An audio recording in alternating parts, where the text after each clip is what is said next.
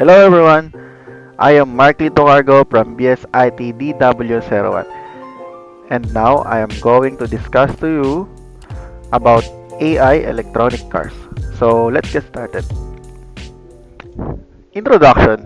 AI electric cars are vehicles that integrate artificial intelligence with electric vehicle technology to improve performance, safety, and efficiency.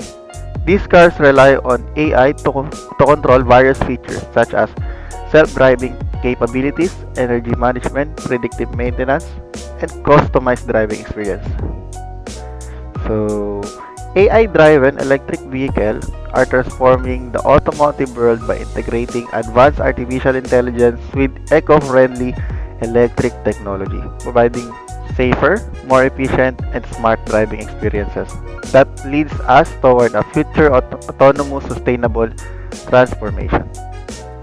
Now, in my view, the issue lies in the fact that we began transitioning to electric vehicle before the necessary technology was fully developed. Lithium-ion batteries, for example, came about after decades of gradual advancement in battery technology for devices like cell phones, iPads, laptops, and many more. Many of these earlier batteries were prone to catching fire, a problem that still persists today. Next is in the past 30 years, there has been a significant acceleration in battery development by 2027. We are expected to have practical alternative to lithium-ion batteries, such as solid-state batteries, sodium-ion batteries, and new variation of lithium batteries, as cobalt mining is also environmentally damaging. These new batteries combined with increasingly powerful chargers are expected to enable charging times of under 10 minutes without the risk of damaging the batteries or causing them to age prematurely. So, electric propulsion will become more convenient and competitive with gasoline vehicle. But what about AI? Autonomous vehicle will be classified into 5 levels, with level 5 representing cars that require no driver at all.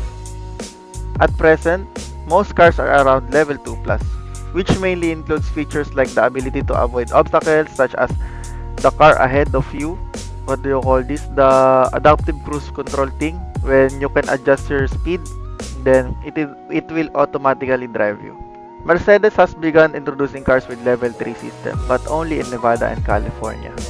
Level 4 systems are expected to be available by 2027, with level 5 systems anticipated around 2030. So what is the benefits and importance of AI electric cars? Um, First, AI improves the driving experience through advanced features like autonomous driving, intelligent navigation, and real-time decision making. For the computing industry, the rise of AI in electric cars has spurred innovation in cloud computing, edge processing, and big data analytics. The data generated by EVs requires powerful computing system for storage, analysis, and real-time processing, pushing the demand for more advanced hardware and software solutions. With AI system processing vast amount of data from sensors and cameras, electric vehicle can make split-second decisions, such as avoiding obstacle or adapting to changing road conditions. This result in safer and more reliable cars. In conclusion, I anticipate the most of current surrounding electric vehicle will be resolved by 2030, with higher end cars like seeing solution even earlier. Additionally, the upcoming advancement in AI will enable a deeper connection with our vehicle. We generative AI being conversational. Imagine chatting with your car during a long drive while it ensures your safety far more effectively. AI doesn't get distracted, struggle with substance abuse, or face sudden medical issues. And when vehicle can communicate with each other, they can steer clear of human driven cars facing problems, potentially reducing accidents by 90%. So the real question is, once cars become smart enough to drive themselves, will owning one still be necessary? Or will people prefer subscribing to a driverless car service like Uber and use the money saved for other things? Younger generation are already successfully avoiding car ownership. So while some of us may still be tied to owning a car, they are not. So that's it, guys. Thank you for listening, and I hope you learned something from me.